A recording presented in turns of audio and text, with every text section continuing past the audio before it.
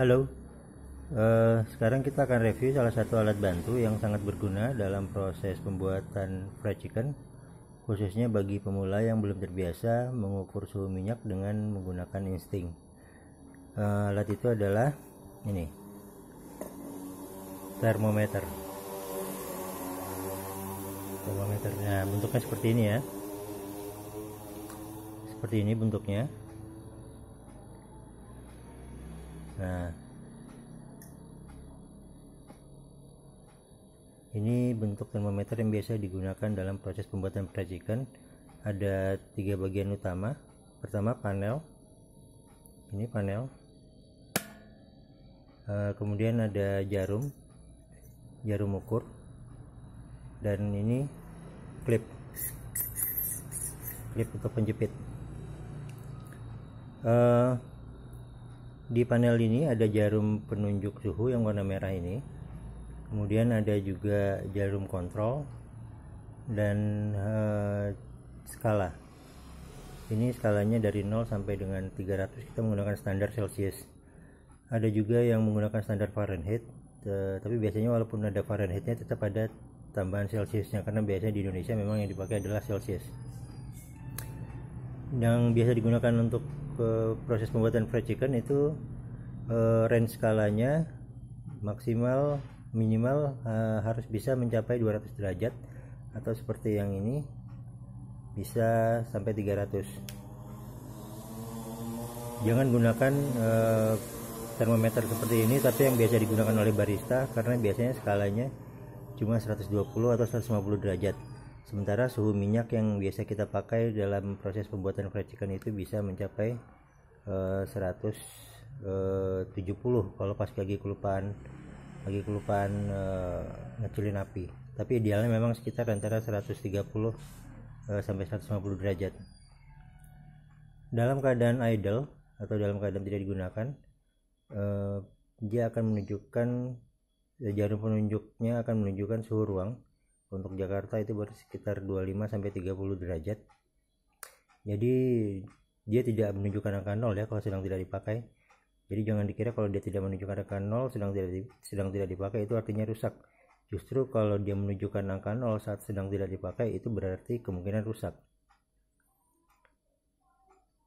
Karena dia hanya bisa menunjukkan angka 0 kalau suhu ruang itu 0 derajat. Yaitu kita sedang berada di kutub atau di luar negeri yang sedang dalam musim dingin atau musim gugur. Kemudian ini adalah jarum sensornya.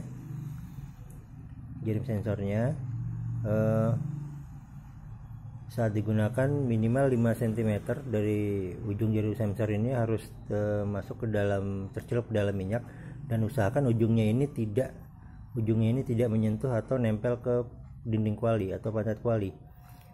Jadi suhu yang diukurnya benar-benar suhu minyak, bukan suhu pantat kuali, karena biasanya suhu dinding kuali itu akan lebih panas daripada suhu minyaknya karena dia langsung bersentuhan dengan api.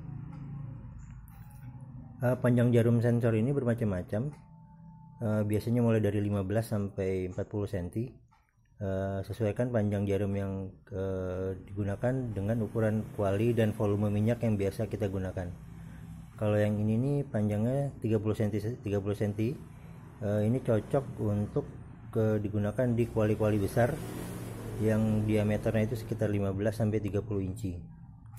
Kalau untuk kuali-kuali rumahan yang diameternya sekitar 12 sampai 15 inci, bisa gunakan yang ukuran lebih pendek jarumnya, yang 15 cm atau 20 cm. Kalau ini ditaruh di yang kuali rumahan ini nggak bisa, terlalu panjang, nggak bisa dipakai malah ya, jangan salah.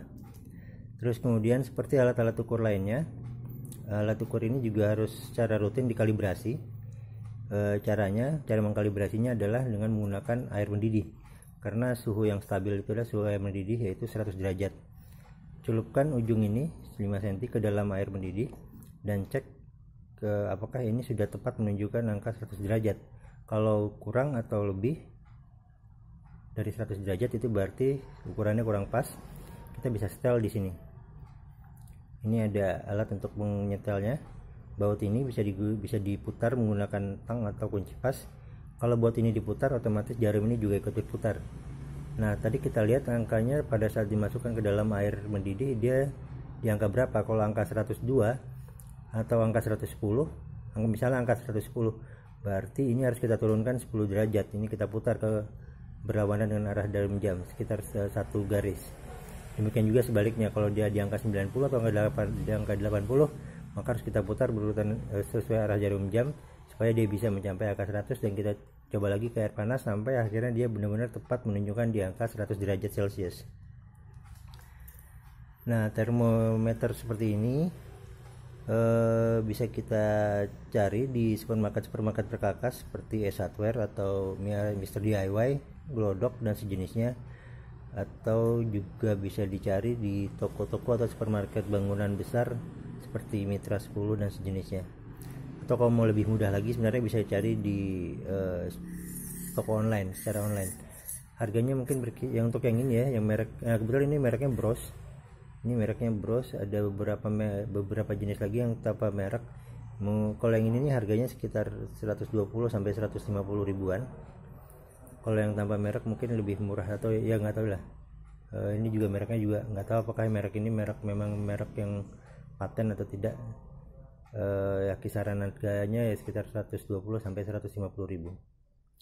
Oke, demikian penjelasan untuk termometer, alat bantu yang sangat menolong ketika kita akan menggoreng fried chicken supaya hasilnya tidak gosong, bisa merata matang sampai ke dalam, dan crispy-nya juga pas, karena fried chicken harus masuk ke dalam minyak di suhu yang pas supaya bisa menghasilkan crispy yang pas juga. Semoga bermanfaat ya.